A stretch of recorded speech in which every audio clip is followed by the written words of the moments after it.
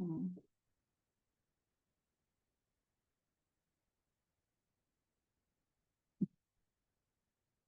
Mm.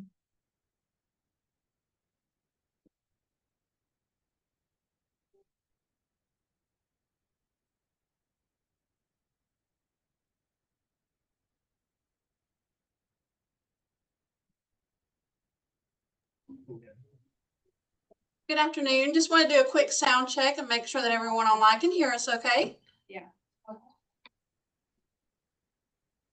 Thank you, Sheriff.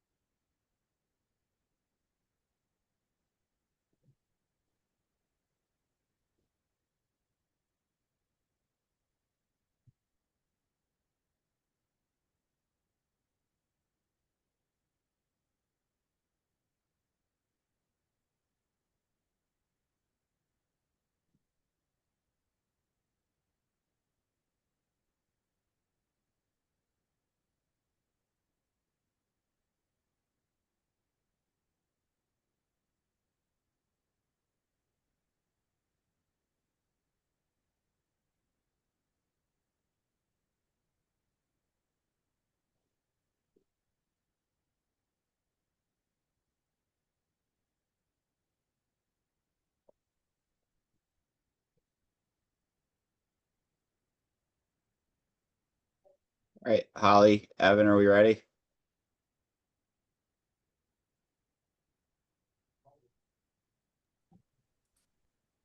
Yes, we're good. Awesome. Well, everyone, welcome to the third quarter meeting for the Opioid Settlement Advisory Commission.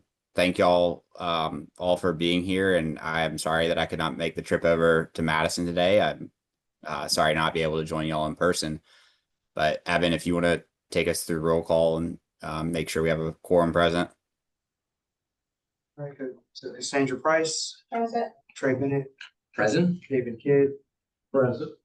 Sheriff Sisk, Present. Mayor Kaysen, Here. Dr. Rustin, Mayor Reynolds, and Clay Davis. We have a quorum present. All right. With that, we're called to order. I think the first order of business, as usual, is approving the meeting minutes from the last meeting. should all have a copy of those in your material. Does anybody have any questions or concerns? Not a motion to approve. So I'll moved. make a motion to approve. Second. Second. All those in favor? Aye. Aye. All opposed? All right, the minutes are adopted, and I will turn it over to Holly to take us through her presentation for today.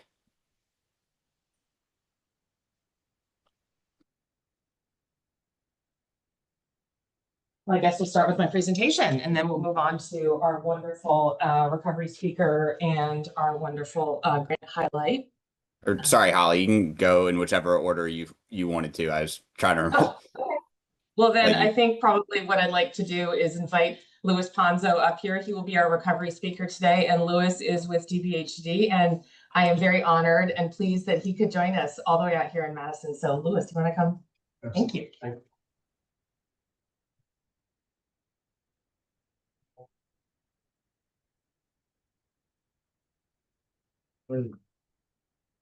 So afternoon, everyone. Again, thank you, Holly. Thank you to my friend Taylor, who invited me out to speak today. Yes, I do work at DBHCD, but more important, I am the Substance Misuse Prevention and Mental Promotion Director within the Office of Prevention Services, supporting Donna Dent with the leadership and influence over our program. That's who I am professionally, but I'm deeper than that, you know. I'm here to share my story, and that's what I will do. I'm a Christian. You know, these are things that are important to me. I'm a spouse, I'm a father, I'm a son, I'm a nephew, and an uncle, and a brother. Professionally, I've had so many different titles. Even before DBHTD shared their blessing with me, I've been an executive, a counselor, probation officer, paraprofessional, but most importantly to me, I am a recovery ally. And some of you may be asking, what does that mean? What does it mean to be a recovery ally? But, well, it is defined by many attributes, but the one that I find that fits me most is the one that's supported by the SAFE projects. It says a lot, but you guys can look it up. But to me, it's being supportive, you know, being unconditional, you know, showing that love. Because trust me, I've been there when the doors have closed, you know, my father, or when I lost a brother to an opioid overdose, or a nephew to being murdered. You know, all these things that take place because of risk factors. You know, you see, I've shared a little bit about who I am, but allow me to share like how I got here. You know, I have the name of a great man, my father, Louis R. Williams. He was strong, and he taught me to do three things, right? Be a provider, be a protector, and to be a priest, right? To this day, I'm still trying to, you know, fit those in and figure them out at 43, right? My father taught me to pray without ceasing. That was so important to me in my faith, and to work hard without complaining. Now, the apple of my eye, my mother, Rosalind D. Ponzo, one of the strongest women I know. Man, she's so very tenacious, entrepreneurial, and very resilient. But my buttocks, right, probably has his very own story to tell, because I may be in a suit and polish today, but I assure you, when she gets up here and tells her story, you know, she'll tell you about all those whippings, you know, that have supported me, and all the hard discipline, you know. But the attributes I bring to you about my parents are true. That is who my parents are, but they're also in recovery. This word recovery, according to Sancho, right, it signals a dramatic shift in the expectation for positive outcomes for individuals who experience mental and substance abuse conditions, or co-occurring of the two. Yup, you guys nailed it. I spilled the tea. My father, his choice to cope with his risk factors was heroin. You know, some of the same things and issues we're here to fight today. You know, that heroin, smack H, tar, Chiba, hero, Heron, girl, to name a few.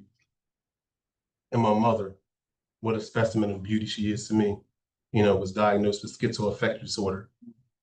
Y'all might be like, damn, wow. Like, you know, what was it like growing up in that household? You know, well, what a household, you might be thinking. a heroin addicted father, and a mother who has been diagnosed with schizoaffective disorder. But that's their story. Two imperfect people who get together and make me. You see, my mother, it's sad, right? It's sad a little bit, but I'm gonna shape it up. She never really wanted me. Never did. You know, she begged my father to allow her to abort me, but he wouldn't have it. And as the story unfolds, you know, on January 25th, I fought to be in this world weighing 3 pounds and 5 ounces. I could really fit into my father's hands. And today, I'm about 6'2", kind of float between 240 and 260, you know, and 260 most days, you know what I mean? But I came in from the hospital, and as you can see, never missed a meal, you know. Growing up, though, I was at my father's hips. He dressed me every day of my life. He dressed me, you know, but one day I came home from school and my mother said he had to go. Why? She was just tired of his addictive behaviors and what he was trying to manage, right? As a functioning heroin addict that wanted to control her life. And eventually she got tired of it and kicked him out and gave him the boot. But this ain't nothing new, right? The only new thing about this time was I had to go as well. So I have this vision of carrying black trash bags up to an apartment that my father has secured. You know, when you got to secure something real quick and you don't have the resources where I come from, then it's kind of like a bad place to be in. Trust me. You know, coming up again, I was with my dad and mom, but the place I've always wanted to be with and felt most secure with was in the arms of my father. I never really felt loved by my mother. She's a great woman, you know, but she's very stern. You know, she really is the do what I say, you know, but no question asked, do what I say, you know. But my father cherished me and let everyone know it, you know. And out of his 6 kids, 6, only 3 by my mother, though, which I am the youngest child, you know, that I was his favorite. I knew all of his friends, and I'm very careful with this term that I call guino, right?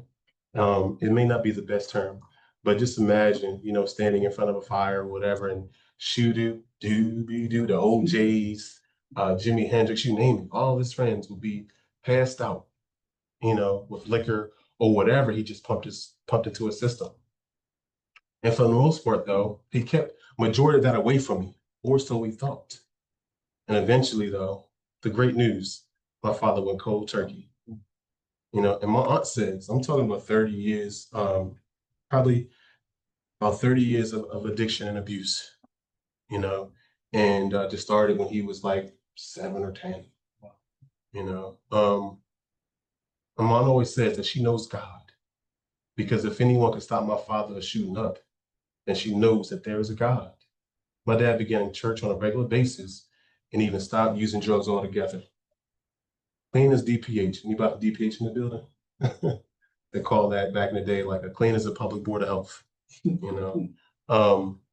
But one day, his hair began to fall out, and he went to the doctor. They ran some tests, and he stayed in the hospital for a while. I always did not like when my father was in the hospital because my mother had this bitterness, you know, about who my father was and my relationship to him, and I felt that she kind of took that bitterness out on me. And that bitterness really would impact our relationship, her and I, for years. Well, here I go. My father gets released from the hospital, and I'm heading home to be in his arms while eating a TV dinner because he couldn't cook. He might have found recovery, but he ain't find the cooking show. And trust me, he used out of some hot dogs with some marshmallow. It was his thing, right? I always say, man, cooking should have been a prerequisite in recovery. But seriously, what I'm about to tell you is that one day I was watching the Thundercats and the Smurfs. You guys know about the Thundercats and the Smurfs? Man, that was my joints, man. That was my joints. He got on one knee and he said, son, I have AIDS. You know, AIDS. I'm like, okay, I'm just learning about it in school. I'm like 8 or 9 or something like that. You know, but back in the 90s, right, AIDS was ravaging communities. But at 10 years old, very immature response, I said, well, Dad, go back to the hospital and take your medications. You'll be all right, just so I can get back to watching my Smurfs and eating cereal. But he looked me in my eyes as I'm looking you guys in your eyes. And he got down on one knee and said, no, son, I am going to die. You know, And I didn't understand it, right? But everything changed. My dad began parenting me very differently. We did our usual fishing trips, whatever, you know. I drove, I guess this is a part of, you know, the disease of addiction. You know, I learned to drive very early too. I was about 12. And I drove a Datsun 280Z. You know, I love that car. Can't wait to get another one. You know, I drove a Datsun 280Z up and down, you know, Highway 95 to Richmond, Virginia and back. And he left me with music. Oh, I love music. If you could listen to a song and think about where it takes you somewhere. Marvin Gaye, Stevie Wonder, OJ's, Steely Dan, The Average White Band, all that stuff I still listen to this day. My father exposed me to being a gentleman, a provider, protector, and a priest. If you know me, I'll be the first one to open up the door for a woman, you know, say hello, be blessed, all that kind of stuff. I get all those attributes from my father. I recall dribbling, he had sent me away, right, to be one of my cousins. And I recall dribbling this basketball that he had given me. And hearing my dad's voice echo in my ear saying, bye, Bake. He called me Bake, like Baker being Bake. I don't know where he got that from, you know, but that's what he called me. He always had a nickname, you know, for everyone, you know, but that's what he said. I heard him in my eyes clear as day. And on June 30th of 1995, my dad died due to complications of AIDS. I never got to say goodbye. He knew he was going to die, and he tried his best to prepare me for that. But at 12, how could you? You know, how could you prepare for something like that? My father's death, it angered me, and I felt alone in this cold world for a very long time. My life literally changed in an instant. And the anger and rage I felt, I wanted the world to feel. From that day, I would never, ever allow myself to love because my heart was broken.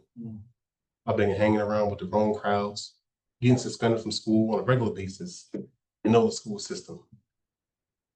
They failed me because the help I couldn't get, they couldn't see past my hurt and past my pain. So I would go to school on a Monday, be suspended by Wednesday. That happened for about like a whole year. I punched the gym teacher out, you know, all because I was angry about the loss of someone I could never, ever get again, you know. But I was hurting. I was hurting and didn't have the skills to heal because I kept everything bottled up, you know. I wanted my father, but could never see him again. My mother, she tried, but I didn't really want her. I wanted my dad, my hero, and it hurt. And to be honest, it still hurts to this day. But I remind myself that I didn't die with my father and the choice he made. I choose to live.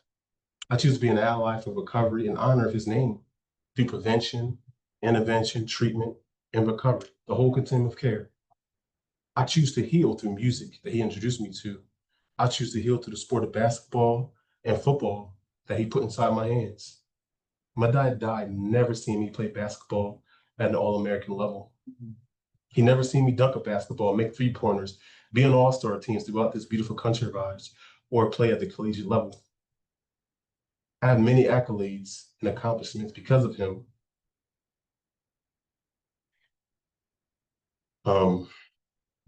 I have two beautiful daughters, man, who I love. My daughter, Sophie, she just turned 6, the apple of my eye. My oldest daughter, Tyler, she just turned 21. And there's a gap in distance, 21 and 6. I know y'all like, man, like, you know, but I love them. And they're literally my heartbeat outside of my body.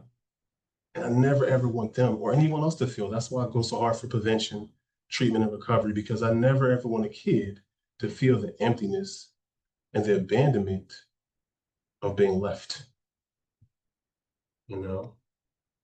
But I'm here today because to share this touching story of challenge, tribulation, mixed emotion, and hope because of my father. I now have a great relationship with my mother. It took some time, right?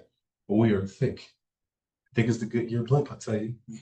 She's a great woman with her own recovery story. You know, my mother transformed. You know, I would never encourage this for anyone else. You know, I do have a master's in clinical mental health counseling and an MBA, and I've been working treatment for a long time.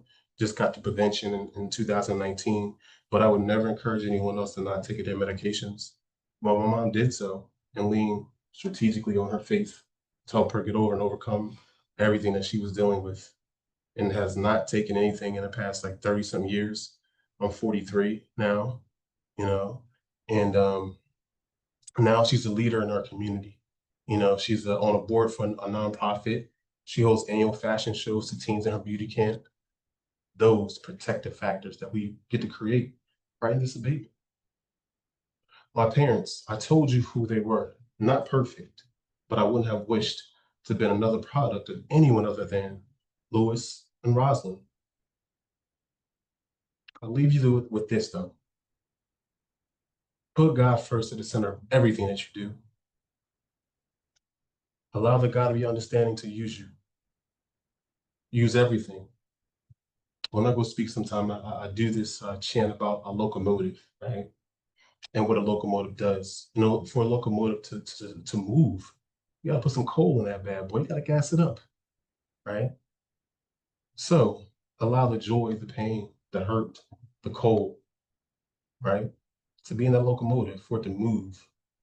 Because in life, we're going to experience it. But what separates us most is what we feed ourselves. We have decisions to make and choices to make.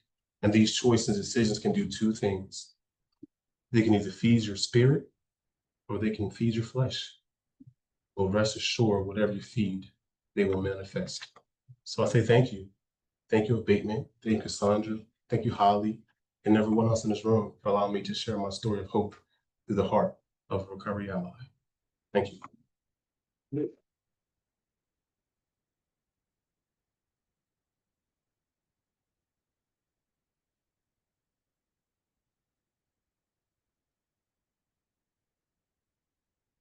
It's us who's thanking you, Lewis. Thank you for sharing that and being a recovery ally. It's a new term, but it makes perfect sense. And as a recovery ally myself, I thank you for that term.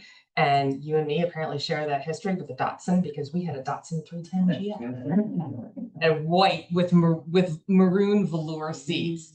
Man, after that thing had been in the sun all day, ooh, I think I still have burns. Our next speaker, who I'm very pleased to introduce, is Matthew Jean from Black Boys Better. Matthew is a therapist with them, and Black Boys Better received a 2-year youth public outreach and education grant for $188,500. And I'm so pleased that he's here to speak. And then can you run that video? All right, so I'll introduce myself and then the video can play. So my name is Matthew Jean. I'm a licensed marriage and family therapist in the state of Georgia and Florida, and I am thrilled to be here today. Thank you for sharing your story, brother. I love that story. I love that you can reframe that story and find purpose and find meaning, and to highlight your parents in a light that would make your father proud. So thank you for sharing. I'm a father as well. I love to be in rooms with fathers. I'm a girl dad as well. I had 4 girls first. It gets worse or better, or better, however you would like to see it. So I am a girl. I have 4 girls, 3 of which are triplets. Right, we had our first daughter, and then we had triplets 15 months later, and so we had 4 under 2. Yes, it was a real story. So Does that explain your lack of hair? that plus genetics, but yeah, being a girl dad for 10 years definitely took a toll on me. And then 10 years later, I think the year before we moved to Georgia in 2022, 2021, we had our first boy. And so we wanted him to have some company. So we had 2 more after him. So now we're up to 7, right? You keeping track, right? So 3 girls, first daughter, she's 13 right now, and the triplets are 12. And then my boy is 3. And then I have a baby girl who's 2. And then I have a baby boy who will be 1 in a couple weeks, right? So when I stand here and say that this is with all purpose, because what we do matters for the next generation. And so to be here on behalf of Black Boys Better, play that video, and then I'll talk more about what we do and how I contribute to this organization as well.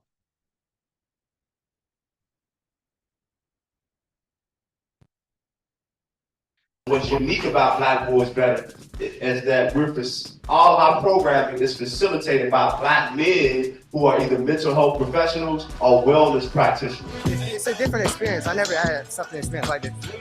Thankful for my friend inviting me out and having a good time with everybody, just seeing new faces and stuff. It's cool. It's like you finally see Black people get together, not arguing or fighting, and like it's cool. I'm a licensed therapist, been practicing for about 20 years, got my own practice, and so it's good to see all the brothers out doing some emotional support. You know, that's real needed in the Black community, so all of us bonding. It was just a great experience to bond with other men. Many youth who struggle with mental health challenges such as anxiety, depression, trauma, or stress may turn to substances like opioids as a way to cope with emotional pain or to escape overwhelming feelings. Without proper knowledge and support, what begins as occasional misuse can quickly escalate into dependency or addiction. It's reaching out to an underserviced population of those who usually have been told it's not okay to share your emotions. It's not okay to have that conversation. We're gonna do an exercise called Spread Love. You're gonna go to at least 5 people in the room and you're gonna dap them up, show them love, or give them a hug like so. It helped me to open up more about how I feel and my emotions.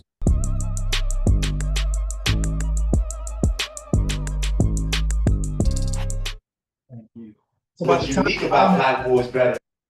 By the time I met Chris a few years ago, I was already 16 years in the mental health field. I did 7 years in recovery in South Florida. And if anybody knows about recovery in Florida, it's a hurricane, right? So people come there. I mean, they have a terminology called like something about you come in and you leave in a brown bag, because a lot of people that come in for recovery in Florida don't make it out. That's how bad the recovery programs are in South Florida. Of course, for those who know that there are a lot of people that are in this field, but not for the good. And so by the time I had an opportunity to work in this field for 7 years, I left, started my private practice, which specialized in Black male wellness and relational intimacy. And so moving up here was a part of my mental wellness. I needed to be in a space where there's more nature, more chance to get out. Of course, I have a young family as well. I wanted them to be a part of a community that's more supportive and so forth. And so I met Chris in doing the work. He met me, I was volunteering. We met and we hit it off, because one thing I am happy that Black Boys Better is doing is investing in the next generation. I specialize in Black male wellness. What that means is that I've learned what it takes for us to do better in the next generation, right? So when my brother Lewis stood here, it's about making sure he can do something different so that the next generation can benefit from it.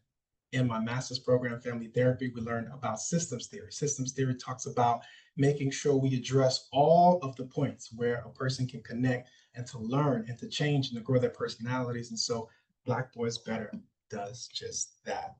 And so Black Boys Better started from this gentleman named Chris James, who's the director of Creative Connections. They started by going out to schools years ago to address social and emotional learnings in schools in Georgia and in Atlanta. And so the work they were doing, they saw the need that was specifically for Black males, and they wanted to focus more on addiction and suicide and mental illness. And so they developed Black Boys Better to then focus their efforts specifically to that. And then DBHDD was their first funder. And so they helped to continue that program. And the program now serves 5 counties through the opioid abatement funding, allowed them to deepen the specific work in Clayton County. The program is based as a school-based program. We also had a program this year, Black Boys Joyce Fest. You guys saw highlights of that, where boys and their fathers would come out to this park and just have a great time. One of the things that prevents the next generation from being trapped in that cycle of addiction is their relationships with their fathers. And so to see all those fathers out there, you know, in numbers, and see all those kids enjoying themselves, change the trajectory for a lot of what we will see for the future of those boys. We also had a program that's called the Youth Ambassador Program with partnered with Atlanta City Hall, the mayor's office, also assisted with that, where we had the young Black boys come out for a week at City Hall, and we poured into them. We trained them, and eventually at the end of the program, they presented all the information back to a lot of the stakeholders that were there. That's some of the presentation that you saw there. And some of the feedback they gave was that they wish they had more time with us. That's primarily the most feedback. When we go out to the schools, that's some of the feedback they say as well. They wish they had more time. They wish they had more programs with us. And we feel the same way. Right? We feel the same way. The limited time, I mean, we have an hour per week. 1 hour is good. That's a session, right? But 1 hour compared to years of being in certain systems, being impacted by different systems that controls and manipulate the minds to then find dependency on things that are ailing them, ailing their communities, and they can go on and on. So our plans this upcoming school year is to work even deeper with Clayton County, increasing the works that we do in school. We are planning on training 40 youth ambassadors. All right, we had 10 and 12 this summer, 10 to 12 this summer, but we plan on training 40 youth ambassadors. And what these ambassadors do is they go out and they train and they speak and they represent Black Boys Betters all throughout the city of Atlanta and the outskirts as well. So whenever an organization may need a speaker, we don't go now. We can send the youth because they are, I guess, what did you call your, what do you say? He's a peer recovery ally. So they're peer to peer because they can speak more so to the generation. Some of the languages they use, I don't know what they're talking about, but when they get up and speak, they speak in a language in a way that can help the young minds relate to and then make changes specific to what they need to do to better themselves. So why is this important? This is important because you guys make the difference. You guys here in this room make the difference. You guys poured into Black Boys Better and allowed us to have access to these boys, right? Allowed us to then pour into them. But what we desire more is to impact more individuals. The more we impact, the more we'll see the difference in the next generations from individuals, from their families, in their social and emotional outcomes, in their schooling, and eventually they can become husbands and fathers like this gentleman right here and myself, right? We are the individuals that these grants are here to protect. I am here because somebody poured into me. My 7th grade teacher, Ms. Ferguson, my band director, Dr. Shelby Trippman, all these individuals I remember because they poured into me and made that difference. Now my name, Brother Lewis' name, will be the names that they call out when they have the opportunity to say, someone was there for me, someone believed in me, someone took the time out of their day, came to our schools, came to our communities, and poured into us. I'd like to open for any questions you guys have about Black Boys Better program or anything you guys like to give feedback, anything like that. So, anything at all? Any questions? And the funds you receive from the opioid trust, yes, you're using those in the program there in Clayton County, is that yes. correct? So what we do is we, of course, we mentor, but in the mentoring program, because we have access, we can talk about suicide prevention. We can talk about opioid addiction. We can talk about mental health issues and how all three are related. And then we can give them an example in real time to see us, to talk about our stories as well. Give them access to professionals that have worked in the field, give them access to men that have gone and lived in these systems and to come out better, you know, to have access to us throughout the year. Sounds like a wonderful program. Oh, it is. It's definitely rewarding for us. But I think the best reward is to see their faces as they transform into better Black young men. In your experience with these young men, what's the most common problem that comes up over and over? Yeah, that's a good one. I don't think there's one that we can pinpoint on to say this is it, right? You know, I mean, research have had so many different things to correlate. There's one factor that I work in, an area that I work in, that I did research on. It's called the father factor, right? And this is research that was done by an organization years ago. The father factor, not me, I didn't say this. The father factor said that you can trace back most of the crimes in the United States back to an absent father, right? And so what does that mean for us? That means once we know that, that means we can now prepare young men to become fathers so that this cycle that perpetuates itself. I mean, the father factor actually called this a crisis in America, right? It says 1 out of 4 children in America are growing up in homes without their biological father in them. And so being a part of these young Black boys' lives, showing them that fatherhood is sexy, right? Showing them that fatherhood is something to be proud of, teaching them, giving them the tools to understand what it means to then transition from a boy to a man, to a husband, then a father, prepares them to break that cycle. And so that's just one of the factors. There are many cycles, but that's one of them that I focus on in my work as a as a marriage and family therapist, and one that specializes in mental wellness. Do you guys do any post like assessments? Yes, yes. Or like assessments similar to like the ACEs, and you can figure out what your score is that way. Yeah, yeah. Well, ACEs are being introduced to the team through our efforts.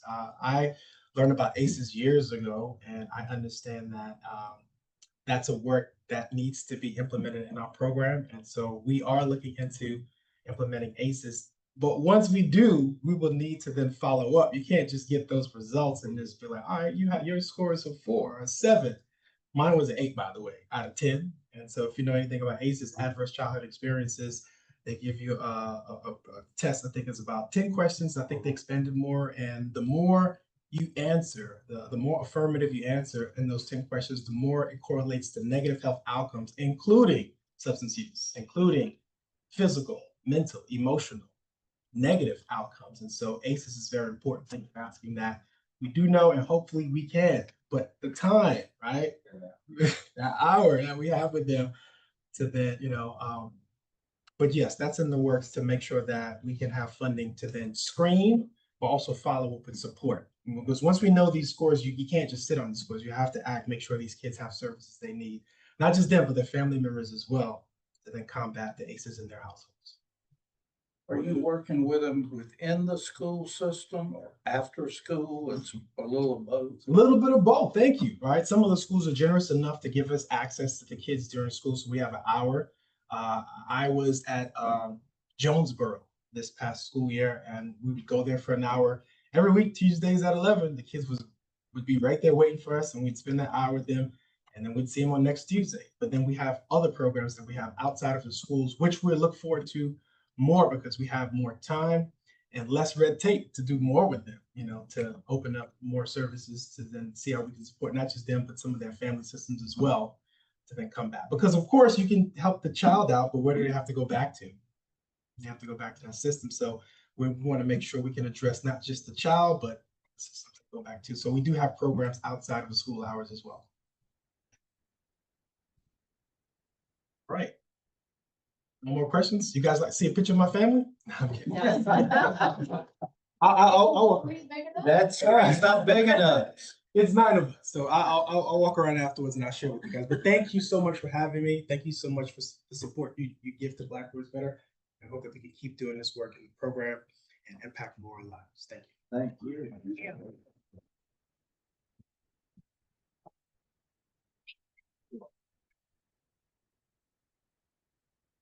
Thank you. Now the main event, which I know you've all been waiting for, is the numbers. All right. So before we do this, though, I really do want to give a shout out to the Georgia Sheriff's Association for allowing us to use this beautiful room, setting up the Zoom. And all of that. We're glad to have everyone here. Of course, we are recipients of some of this money as well. You are. We do appreciate that. So our home is your home. So well, thank you. This is a beautiful facility. So we're very excited to be here. So okay, next slide. So as a reminder, this is where we started off. We of course have our brand new GOSAC members. So some of this will actually be a little bit new to you. So last year we released $50 million. This year we released 30 million. So that breakdown by 60-40, 18 million goes to state projects, 12 million goes to regional projects. As a reminder, regions 7 through 11 are QBGs who receive their funds directly and make their decisions independently. Regions 1 through 6 are under the trust and receive their funds and make their decisions, of course, independent of the trust as well, but they do flow through us. Also, as a reminder, regions 1 through 6, the funding they are receiving is both the allocation that they're receiving this year, as well as a rollover from the unused funds from last year. So that's why all these regional numbers do not add to $12 million. Next slide, please. So as a reminder, we received 460 applications for a total of $289 million for the state and regions 1 through 6. Thankfully, a couple weeks ago, we completed our completeness checks. And so next slide. Our final total is 421 complete applications for asking for a total of just under $260 million. Let's see, 38 of those applications were incomplete, and 1 we sent to a QBG. So you can see Region 1, or the state ended up with 204 projects. Region 1, 65, Region 2, 47, Region 3, of course, is the smallest region with just three counties, so they received 11. Region 4, 15, Region 5, 37, and Region 6, 42. Next slide, please. So of all the complete applications, this is all total. This is the full 421. Recovery is still the #1 recipient in that category. 130 applications asking for $71 million. Of course, treatment received fewer applications, but more asking for more funding. This is similar to all the applications that were received. Again, prevention, harm reduction, and then leadership training and collaboration was the smallest number.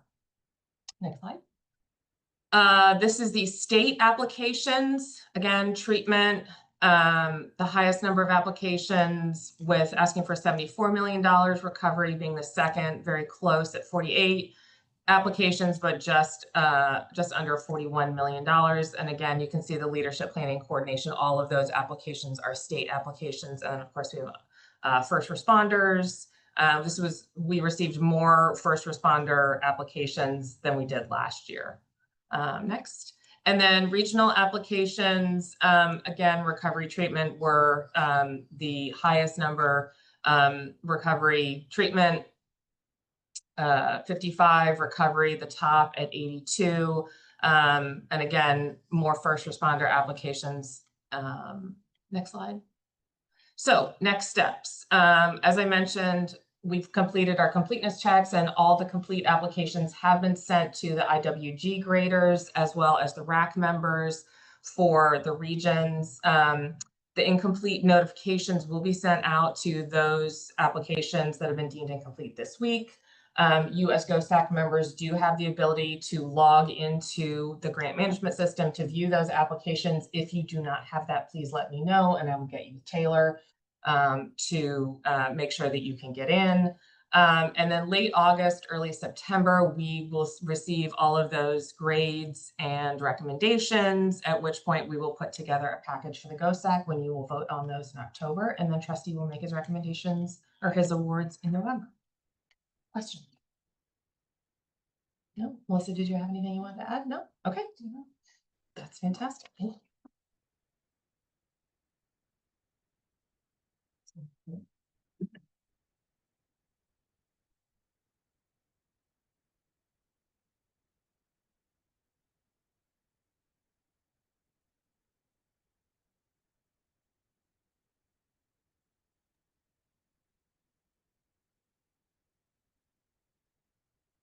Thanks, Holly. I think the last agenda item before we move into public comment is the remaining meeting schedule, as Holly mentioned, targeting a meeting in October. And I believe we have that set for October 9th in the DBHDD conference room. Does that work for everyone to continue with that planned? I have another board meeting that's federal, but I should be able to step out for the in-person GOSAC meeting and step away as virtual. So I should be able to manage it. Just know that it should be fine too. Okay. Well, as you get more details on that, keep us posted, and if we need to adjust timing or look at alternative dates, we can. But for now, we'll continue with the plan for October 9th. This is Clay. I'll be at the ACCG leadership legislation update for 3 days at that period. If we can get the specific times, I'll be able to make it and step out. But some of the time I'm presenting, so it could be awkward there. Okay, I think it'll be at that 2 o'clock window we've been doing, but it sounds like there's a couple with conflicts. So I think probably what we'll have to do is I have Evan send around kind of a scheduling poll and see when in that early October window, if there's a better time than October 9th, see if we can find an alternative time that doesn't require people to be stepping out of board meetings and conference presentations, if that works for everyone. Thank you.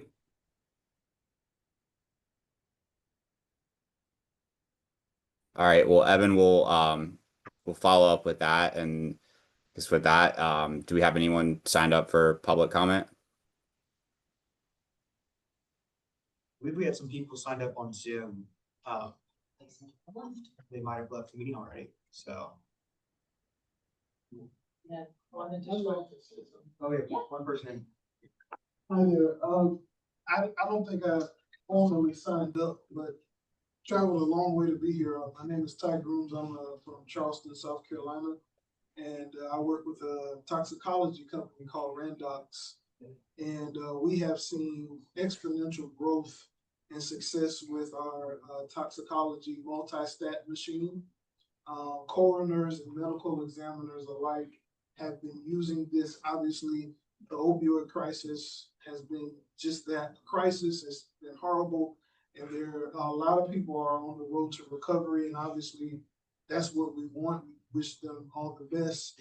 But for the ones who fall just a little short of recovery, this is a post-mortem toxicology machine, and I just wanted to see if this is something I could discuss with you all, because in South Carolina, we have SCORF, the South Carolina Opioid Relief Fund, and they are paying for every county in South Carolina to get one of these machines because they feel it is that impactful in fighting against the opioid crisis, and being able to know a lot sooner, 30 minutes to an hour, if a person was indeed, still using drugs, or if, they were on that road to recovery and they were doing well.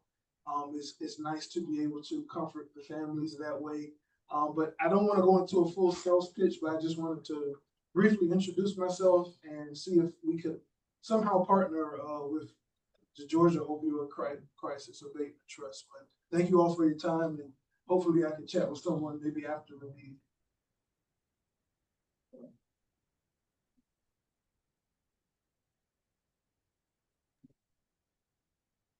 All right. Well, if that concludes public comment, I think the only thing left to do is adjourn. Have a motion to adjourn. This is Clay. Motion to adjourn. Second. Second. All in favor? Aye. Any opposed? All right. Well, we are adjourned. Thank you all very much. And for those of you in Madison, safe travels back to wherever you're returning to. Hope the traffic isn't too bad getting over on I-20. Yeah. Thanks, everyone. Thank y'all. Bye.